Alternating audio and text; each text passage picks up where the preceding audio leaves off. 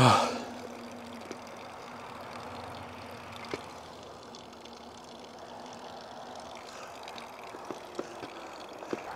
everyone, I'm Joe Malovich, and I have a follow-up video here for another YouTube channel that has been working on a hydro system for his off-grid, I guess it's like a cabin, Airbnb type place, and he's having a lot of issues with it. And now I'm not an expert, okay? I just have some experience and a lot of knowledge about thinking about this sort of thing, and I do have an engineering background, so that does have a play in my views here, or in my advice. This is the waterwheel that I built like 3 or 4 years ago for an old place, and there was a lot more flow there. Here there's a lot more head height. Head height is the height of your water source. So I have actually here a hydroelectric system that's running, and it has 117 psi of pressure. It goes up the hill. It's 270 feet approximately in height. Now Loftis, he has only like 6 or 7 feet, I forget the exact value, around his dam. So that is a lot less than I have. So it requires a different situation, a different setup. A setup such as a water wheel. Now I currently have mine bypassed, like my bypass tube here. Yeah, real fancy, I know. Because there's not enough water to actually spin it a lot. Plus it's freezing and the wheel's actually frozen up solid right now. So I can't spin it anyways. So this is letting it kind of like, if not thaw out, then sublimate the ice away so that when it does warm up a little bit, it will spin, and then I can mess around with this gearing system. Now, some of the problems he's having, a lot of them I feel are due to the design of the water wheel. I'll take this pipe off, maybe it can demonstrate some things. It doesn't really look like it. A significant mechanical problem that he has is his buckets come out perpendicular from the wheel, and the problem with that is, so the water falls down into the bucket. So now it's sitting about here on height. And then as soon as the wheel rotates around halfway, then the water can drain out here.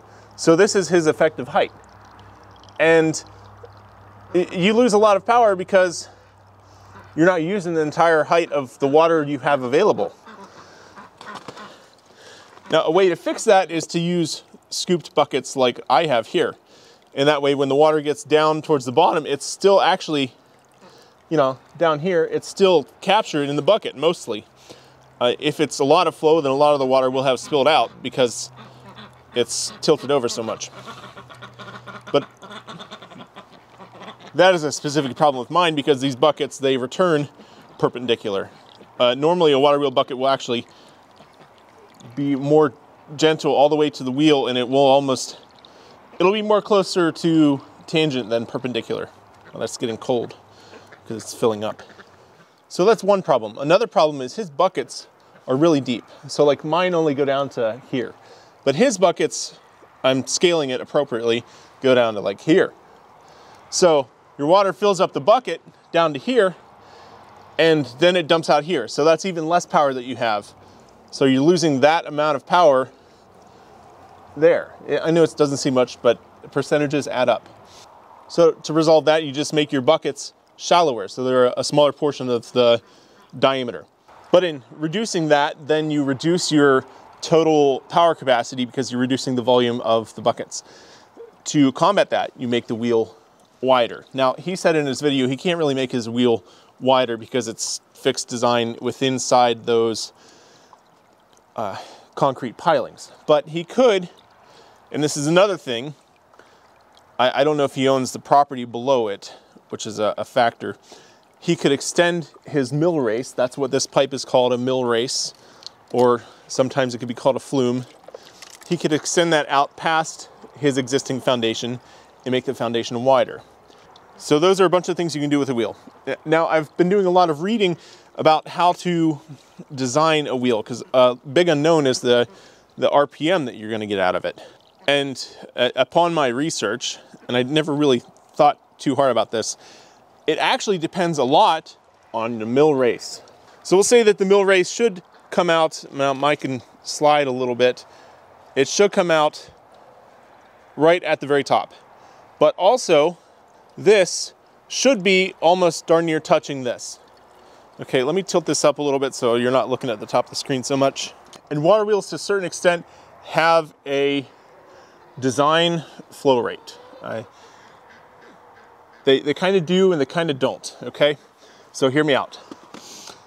The design flow rate determines the velocity of the water coming out here, okay? And from the research I've done, the tangential velocity of the perimeter of the water wheel should be around 93% of the velocity of the water coming out of the mill race, okay?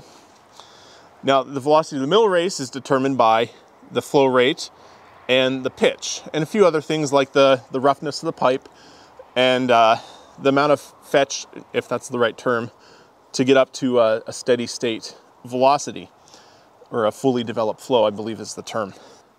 And also the profile of the water, the trajectory of the water coming out is gonna be approximately the shape of your bucket, all right? At lower flow rates, the velocity of the water will be less than the velocity of the buckets, but to a certain extent, that's okay, as long as the water wheel isn't spinning so fast that it's actually deflecting the water off of the buckets. But also, so the water wheel velocity, or RPM, will remain the same, but the motor will take less torque off of it. So you get less amps out of it. And so the charge controller will be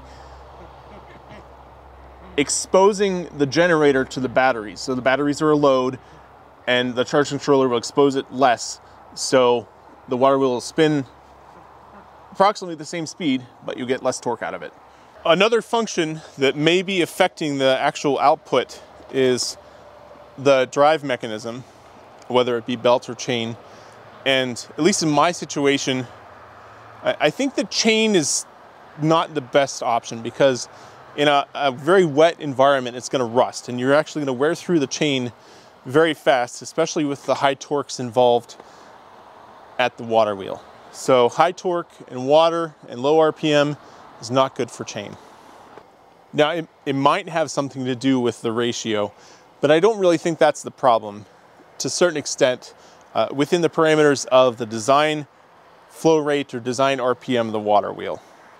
At the design flow rate, it provides sufficient RPMs to the generator to charge the batteries.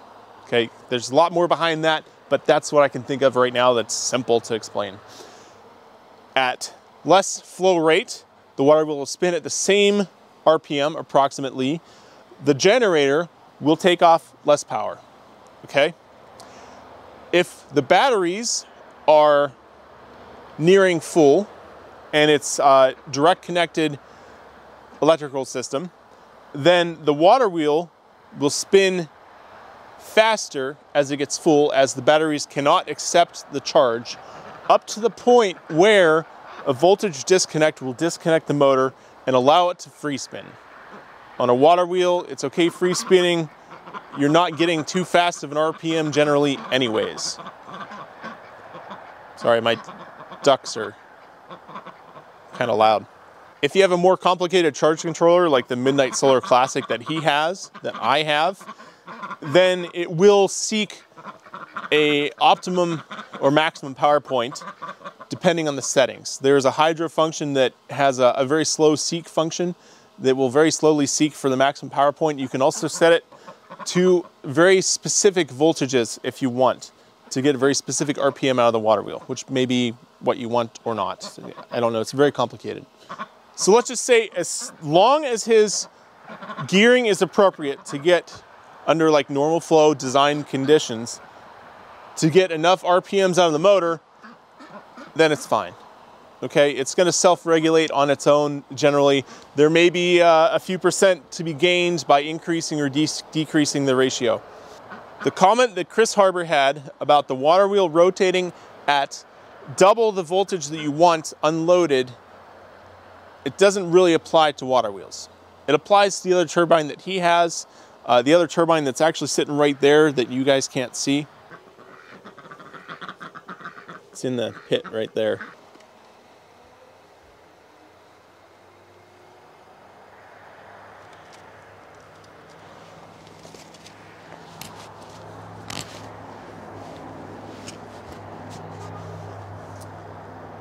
And part of the reason for that is that Chris Harbor's turbine and my turbine, very similar turbines, they are impulse turbines. So you have water shooting out of a nozzle and it's getting stopped effectively.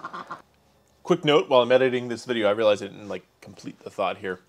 A water wheel will spin at much higher RPMs unloaded.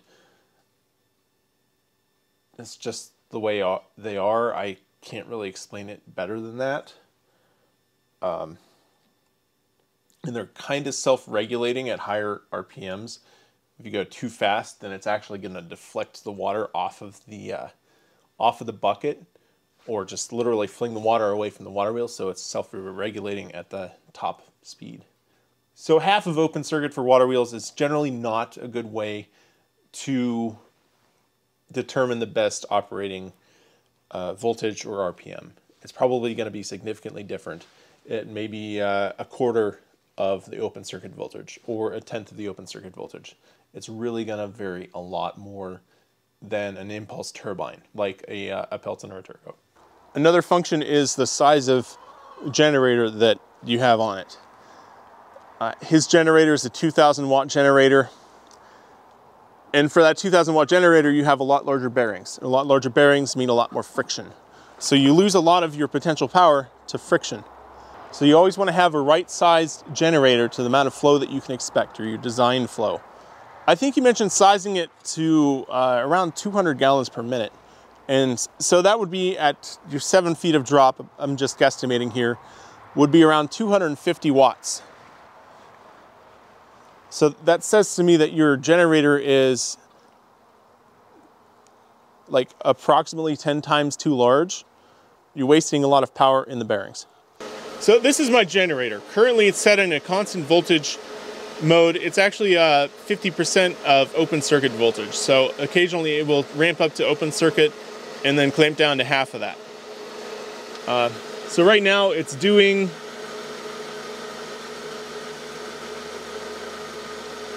.400 RPMs.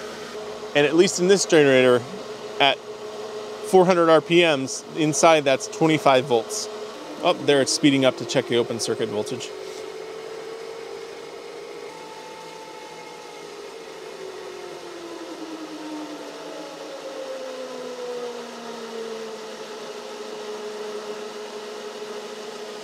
In my case, this generator is probably also oversized. It's a 4,000 watt generator, but I'm only getting, my peak so far is 575 watts. So I'm guilty of oversizing my generator as well.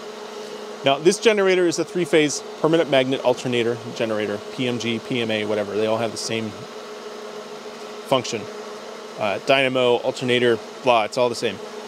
This one, as opposed to the one on my water wheel, this one is 3-phase, which is exactly like what you have on your water wheel, Mr. Loftis. And you might not realize it because it actually has a 3-phase rectifier that's inside the housing of the generator. So you can actually remove the rectifier from inside the generator and put it inside your house and run 3-phase AC on your wires. So you just parallel up your red wires, your black wires, and your, I forget if it's green or white wires. So you get 3-phase all the way to your shop, and then you put your rectifier inside. Mine is also still temporarily set up with this until I can bury a proper wire sometime. I said I was going to do that this past summer, but I never got around to it. And so this is my generating system. It's still very crude. It's still not done. And there's a lot of things I want to change. But here's where the wire comes in from the generator outside. And then that is connected to this 3-phase bridge rectifier. Now you could take the rectifier out of your generator and just move it inside.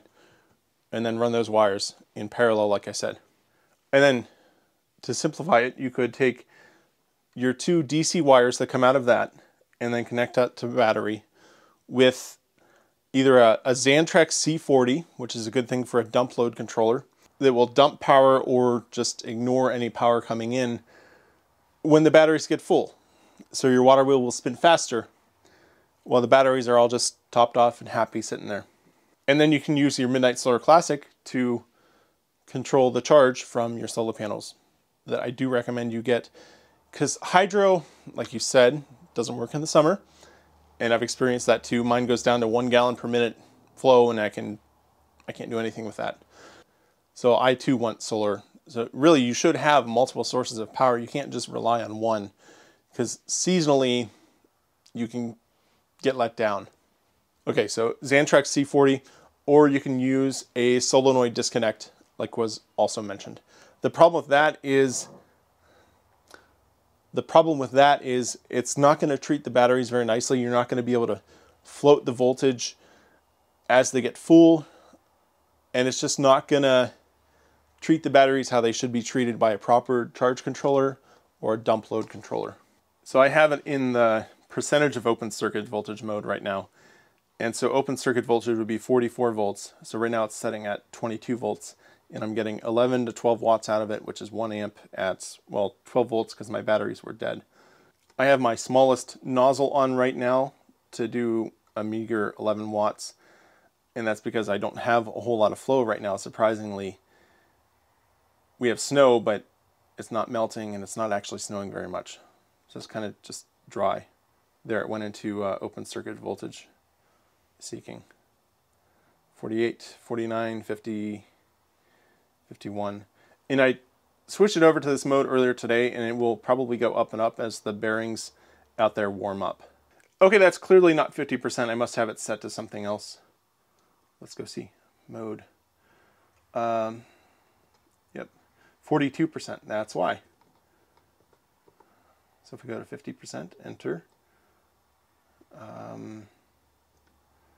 Main menu. Status. Mode. I believe it has to be shut off and on again whenever you change the percentage here. All right, now it's going to full circuit test, and okay, it didn't have enough time. So now the turbine's speeding up, and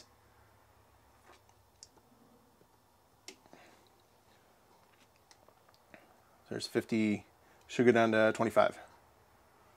There we go. That's just the one of the many modes that are on this. So I can go to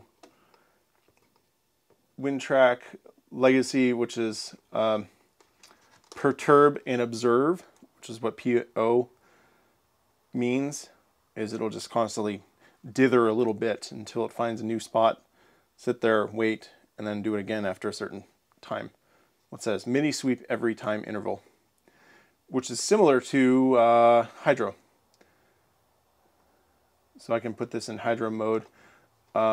Interval 2 minutes, so 2 minutes is when it does a little dither here to find a new voltage. Now, because I don't have a whole lot of water flowing out there, the turbine isn't actually going up to full open circuit voltage. Open circuit voltage, for the way it's set up now at 117 psi, will go up to 155 volts.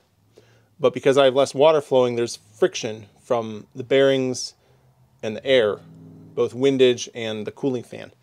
So that limits the amount of open circuit voltage I can get, or the power in general. So hydro mode works good for my system when it has plenty of water, but when it doesn't have enough water, I put it into percentage.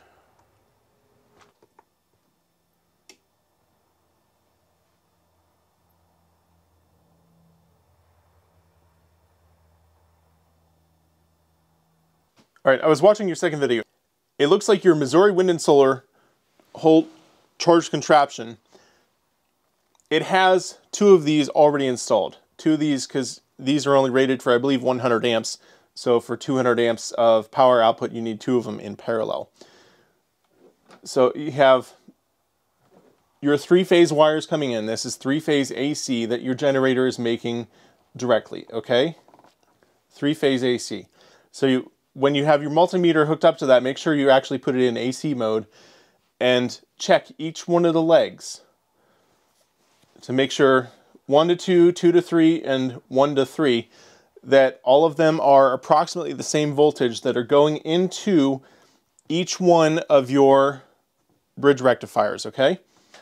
Also, it looks like, and somebody tell me if I'm wrong, it looks like your two rectifiers are actually wired up in series, so you get more voltage, supposedly.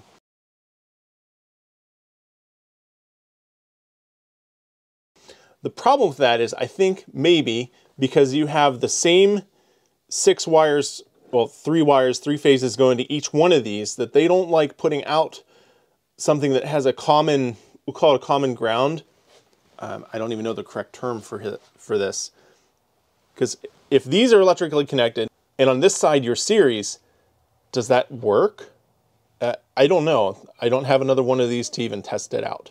It might be one way, maybe, to double voltage.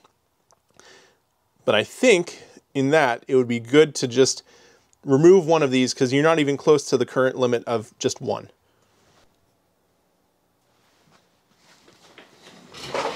Whoa! Jeez. Okay, I'm editing this video together, and I have I've been reviewing your video too. This one here. I was rewatching this video and taking some notes to make sure that I have enough, or all the comments that I want to make for the rest of it, okay? First, I'm just going to go through my list in order. There's no real order to this. The first bullet point is Missouri Wind and Solar. I'm not going to say anything other than you should probably go do your research on that company. That's all I'm saying, okay? I have something of theirs right there even. Very happy with it. But just do some research. Number 2 is to put in a Pelton or Turgo. Typically you would use, I can't talk. Typically you would use a Turgo for low head applications because you have so much water. And a Turgo can handle a lot more water than a Pelton turbine for the same size, okay? Also, you can run a Pelton or Turgo, depends on the volume of water, at below 20 psi. So don't let that stop you, okay? For example, Spencer himself, this is one of his videos from 2014. He has well, it's 26 volts here. It's a 24 volt system running on, I think I calculated 14 feet of head.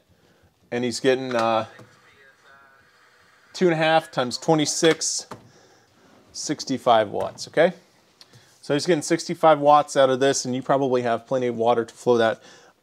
He said he estimated around 150 gallons per minute, maybe 125 gallons per minute at as low as the pressure as he's getting, okay? The second thing about a Turgo is, I know you have multiple sources of water there. So you have the main spring, a secondary spring, and a creek, okay? Maybe not use the creek because then you have to deal with a lot of dirty water. But what you can do is you take those two sources of water, and grab some props here. So you put one penstock at your main spring and a secondary penstock at your other spring, and make sure they're the same height, because they probably are on the hillside, and they can flow in parallel down to the turbine, and you get power from both of them. Okay, so they just run together, they supply the same pressure as long as the intake is at the same elevation. Okay, oh, that was a fun sound. Second one, I'll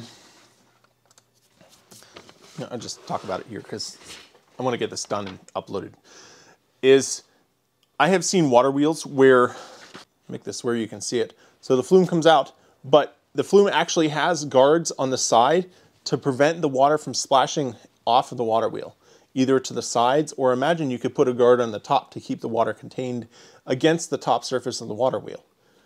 So that's also something to consider for high flow situations.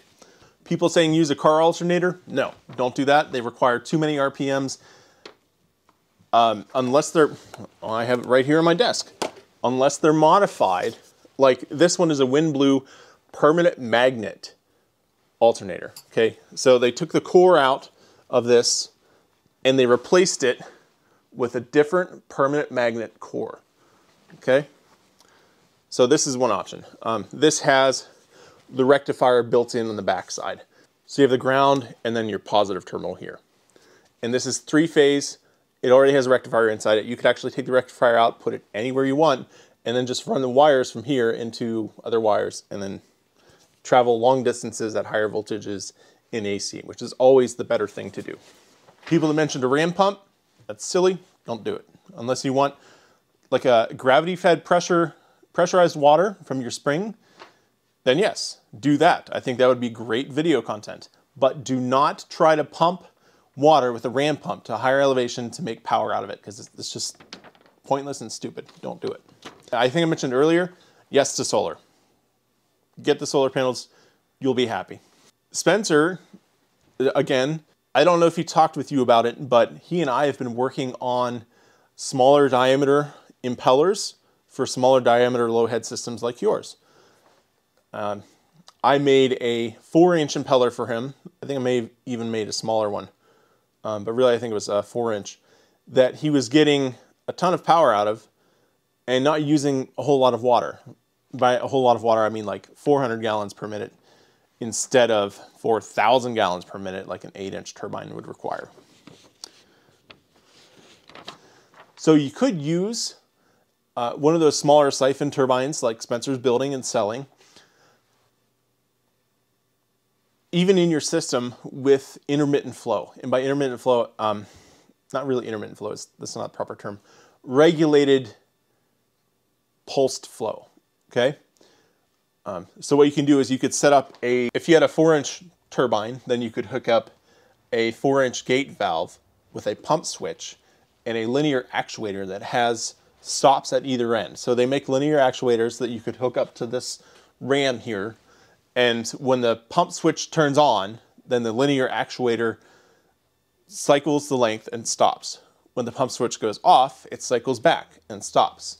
Now you would need a little bit of power for this, but you'll have power there. You could even have this powering, you could suck a little bit of power off of the generator just to charge a small battery down at the dam, which might be a cool thing to have if you want a little light down there at night, or some other sort of monitoring hardware. Wouldn't be a bad idea.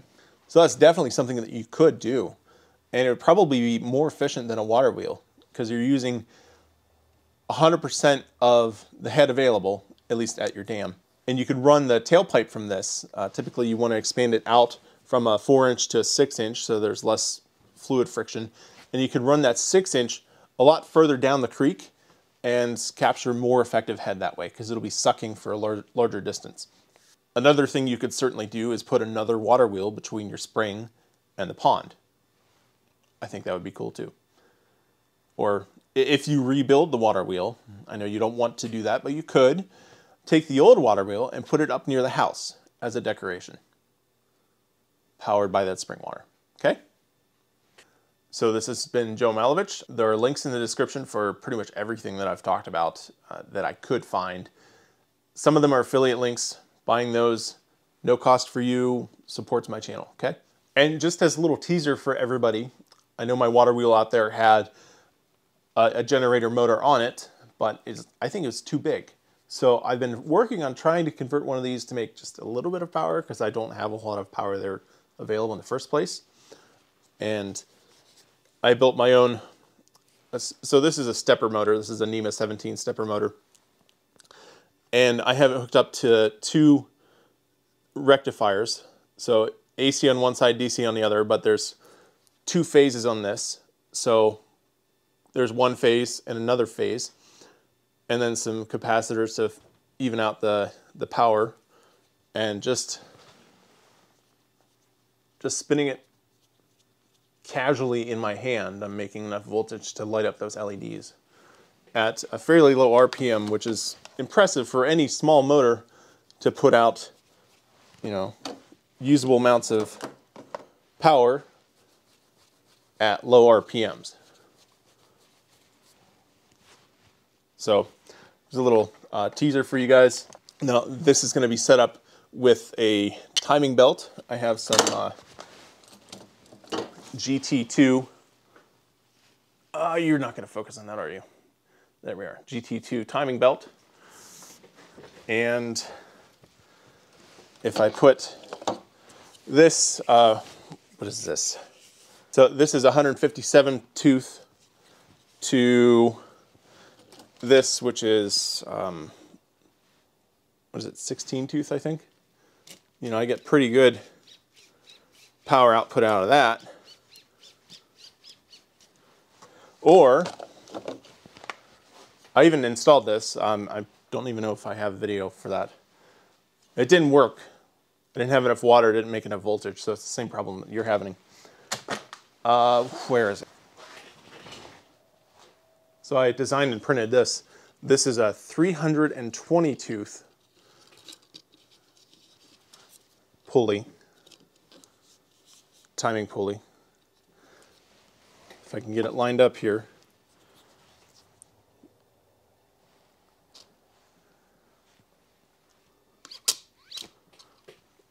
The only problem is that it's a lot more finicky for alignment. I might need to reprint this with some larger flanges on the sides to hold the belt in place, or maybe just use a larger belt format. I'm not sure that this GT2 belt would work. Maybe a GT5 5mm pitch belt would work better. You can see the LEDs there are lighting up even at a very slow RPM on this guy. Now it's not a very great representation because LEDs are only like 1.5 volts, but you know, it's something to consider. Like, comment, subscribe, and check out everything in the description because I probably make money from those links, and that helps me out. It helps me to buy things like this and like this, and a 3D printer, and my editing computer. You know, 27-inch 1440p monitors are really helpful. I'm very glad I got those. And other cool little things like this RPM meter. Okay, so I'll see you guys around.